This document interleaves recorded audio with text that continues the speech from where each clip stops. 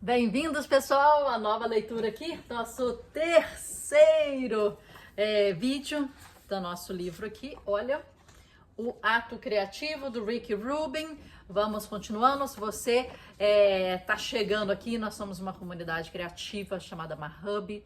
Dentro do Mahub nós temos um clube do livro chamado Mabook Club, em que a gente tem um livro, em que a gente tem um curso do mesmo nome, Leitor Supremo, e a gente tem mais de 150 vídeos aqui no canal sobre resenhas de livros. A gente tem podcast que entrevistamos escritores e pessoas do mundo da escrita, né? Não só da arte, mas da escrita e da leitura.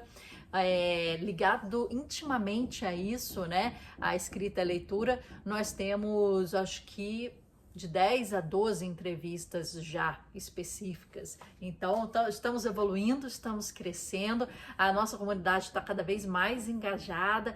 Nossa leitura aqui comentada é gratuita.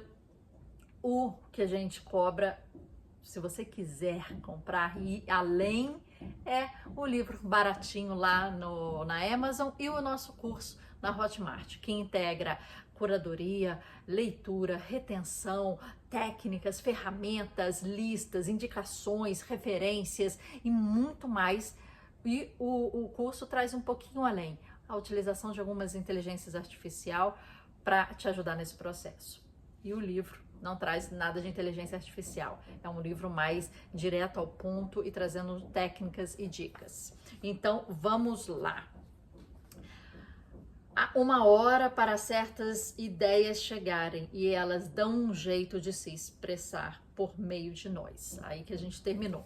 Então a gente vai agora para a página 17, a fonte da criatividade. Começamos com tudo. Tudo visto, tudo feito, tudo pensado, tudo sentido, tudo imaginado, tudo esquecido e tudo que fica sem ser falado nem pensado dentro de nós. Essa é nossa matéria-prima e com ela construímos cada momento criativo. Esse conteúdo não vem de dentro de nós, a fonte está por aí. Uma sabedoria que nos cerca, uma oferta inexaurível que está sempre à nossa disposição. Nós a sentimos, a recordamos, ou entramos em sintonia com ela, ou não somente por meio dessas nossas experiências, mas também através de sonhos, intuições, fragmentos subliminares e outras maneiras ainda desconhecidas pelas quais o lado de fora encontra o caminho para dentro. Para a mente, esse material parece vir de dentro, mas isso é uma ilusão. Há fragmentos minúsculos da vastidão da fonte, com letra maiúscula, guardados dentro de nós. Esses fiapos precisos vêm à tona do inconsciente como vapor e se condensam para a forma de pensamento, uma ideia. Para ser útil pensar na fonte, pode ser útil pensar na fonte como uma nuvem. As nuvens nunca desaparecem. Elas mudam de formas, transformam-se em chuvas, viram parte do oceano, depois evaporam e voltam a ser nuvens. O mesmo acontece com a arte. A arte é a circulação de ideias energéticas. O que faz com que apareçam novas é o fato de se combinarem de forma diferente a cada vez que voltam a aparecer. Não há duas nuvens iguais. É por isso que quando nos impressionamos com uma nova obra de arte, ela tem a capacidade de reverberar em um nível mais profundo. Talvez seja algo conhecido que retorna de forma desconhecida, ou talvez seja mesmo algo desconhecido que não percebíamos que estávamos procurando. A peça que faltava num quebra-cabeça que não tem fim. Muito legal essa imagem mental que ele faz, né? Da energia circular da criatividade, e sendo ela sempre presente, mudando de formas ou de situações, fazendo um comparativo aí com a nuvem. Transformar algo de ideia em realidade pode fazê-la parecer menor. Ela passa de celestial para terrena. A imaginação não tem limites, o mundo físico tem. A obra existe em ambos. Então isso também é interessante, né? Muitas vezes você já viu alguns artistas falarem: nossa, sonhei com aquilo, pensei com aquilo. Aí fui para frente do piano, fui para frente da tela em branco, fui para frente do papel em branco. Não saiu igual, não saiu igual. É porque isso, é a materialidade. Na materialidade a gente tem limites físicos, limites estruturais, limites materiais, né? Limites de recursos, né? E limites estruturais, né? E a gente no sonho não.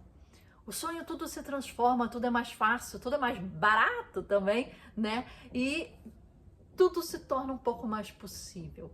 Quando está aqui né, na realidade, existem leis, né? A leis da concretude, a leis da física, a leis da biologia, e aí a gente não passa disso, né? E a gente tem nossas limitações de recurso também. Vamos ler mais um? Vamos ler mais um. Consciência. Na maior parte das atividades diárias, escolhemos o objetivo e o desenvolvimento, uma estratégia para atingir a meta em vista. Criamos o programa. A consciência se move de forma diferente. O programa acontece à nossa volta. O mundo é o fazedor. Nós somos as testemunhas. Temos pouco ou nenhum controle sobre o conteúdo. O dom da consciência nos permite notar o que acontece em volta e dentro de nós no momento presente e nos permite fazer isso sem apego nem envolvimento.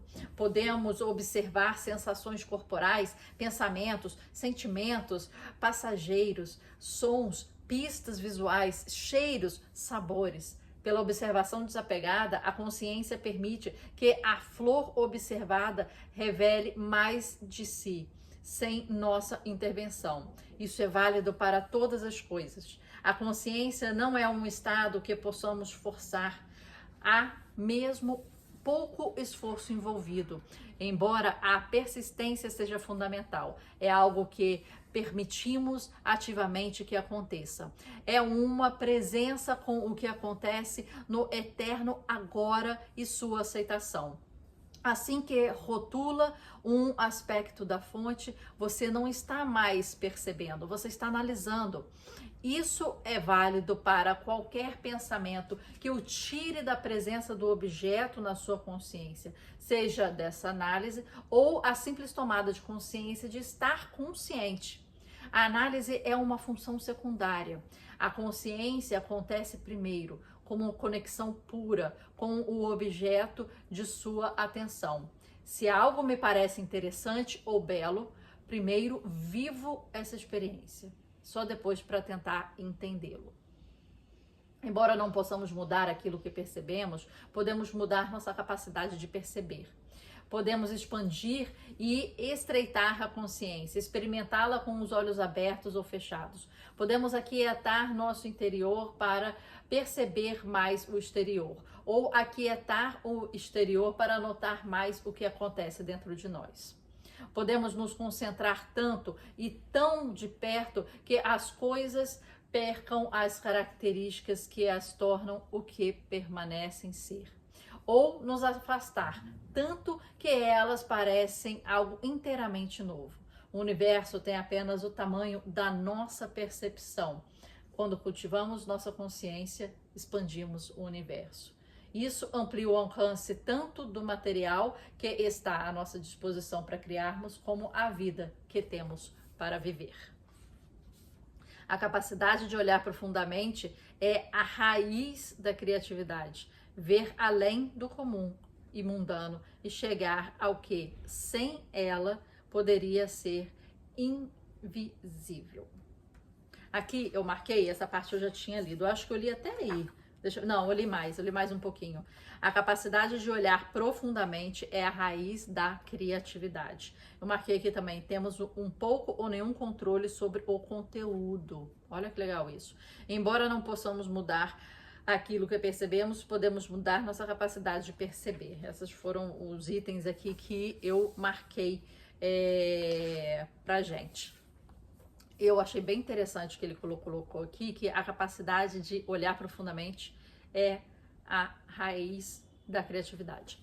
Uma coisa que está sempre presente no processo criativo, está sempre presente nas argumentações sobre o processo criativo, é a capacidade de olhar, né? Existem livros que falam sobre isso, né? O olhar do artista, né? Tem um livro muito famoso sobre isso, né? Esqueci agora.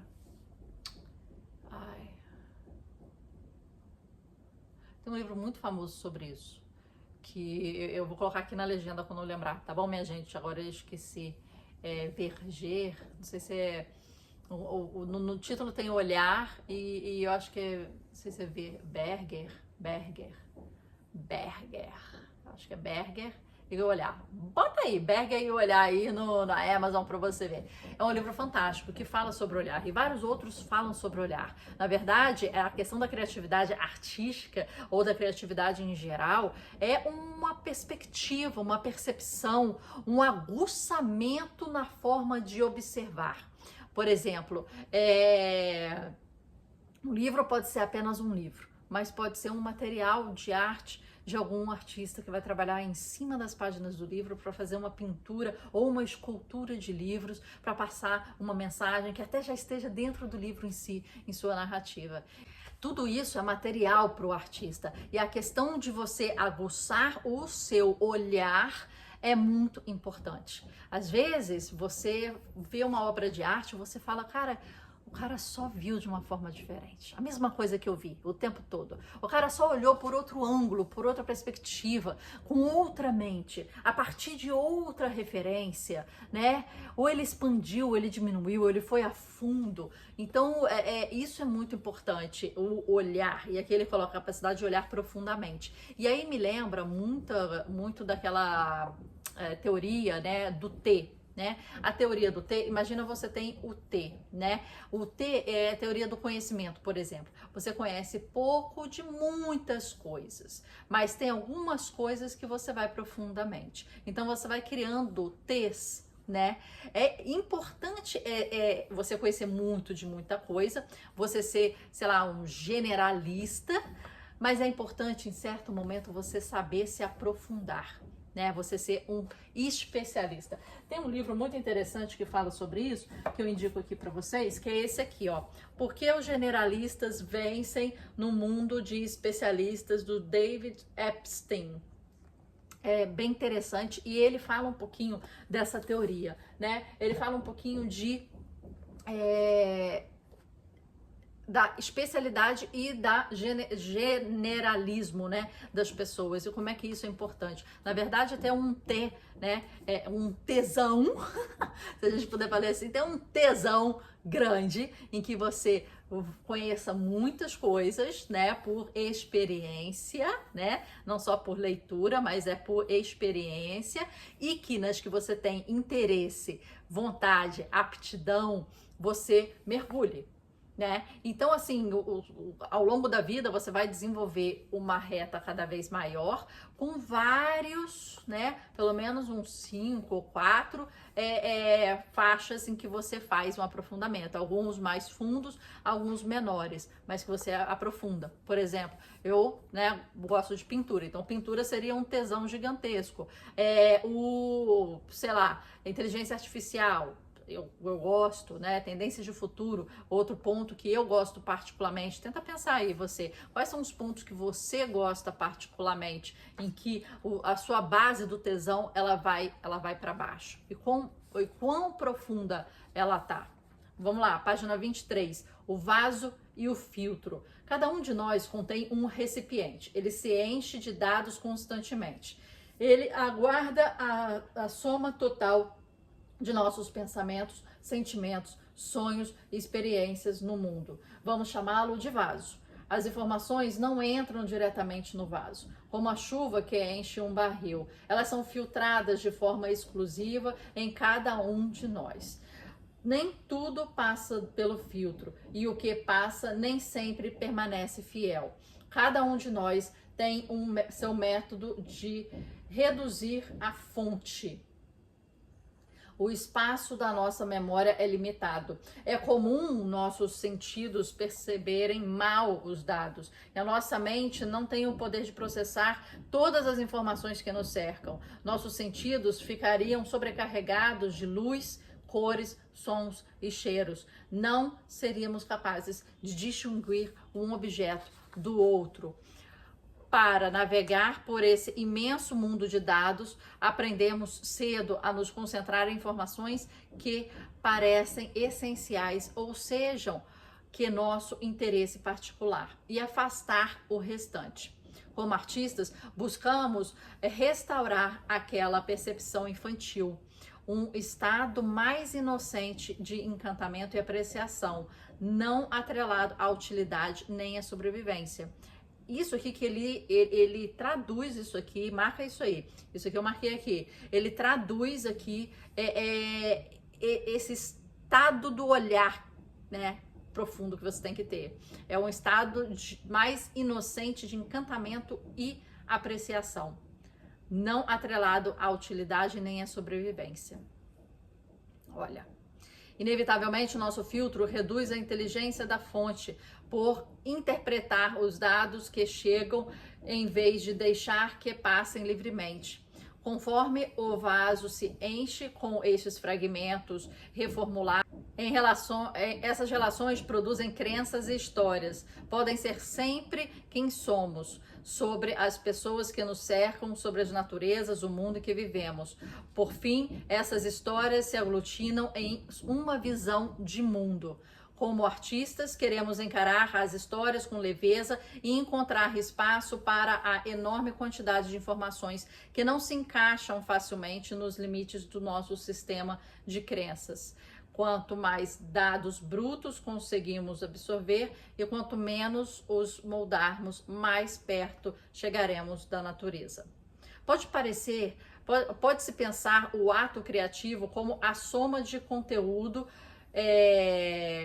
de nosso vaso como material potencial. A seleção dos elementos que parecem úteis ou significativos no momento e a representação deles. Essa é a fonte que passa por nós e é transformada em livros, filmes, prédios, quadros, refeições, empresas, qualquer projeto que embarcamos. Se escolhermos compartilhar aquilo que fazemos, nosso trabalho pode circular e tornar uma fonte de material para outros. A fonte disponibiliza, o filtro destila, o vaso recebe e muitas vezes isso acontece para além do nosso controle.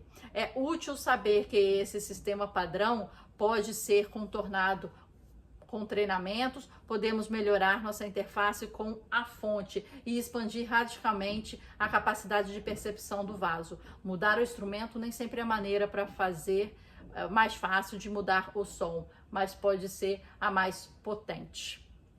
Então aqui eu fiz uma pequena anotação aqui, conforme a gente ensina aqui no Leitor Supremo, que a gente faz uma anotação estratégica, né? Meio gráfica, vamos dizer assim. Então ela tem um contexto e ela tem um conteúdo, né? Se tem muito conteúdo, ela transborda. Só dá para expandir a mente se expandindo o contexto. Isso eu escrevi. Então, assim, e dentro disso, né, ela coloca essa xícara, esse vaso, né, contexto e conteúdo, tem um filtro, né, de regionalidade, experiências pessoais, configuração mental, lastro de traumas, capacidade cognitiva, disponibilidade intelectual. Então, eu fui anotando o que ele foi falando aqui para entender o que é o contexto, o que é o conteúdo que está dentro do contexto. Então a gente só expande o conteúdo expandindo o contexto, aumentando o nosso vaso, né, que ele colocou o nome de vaso, e trabalhando os nossos filtros, que foram esses que eu acabei de citar. Então ficou legal. Não importa quais ferramentas você use para criar, o verdadeiro instrumento é você, é através de você. O universo que nos cerca entra em foco.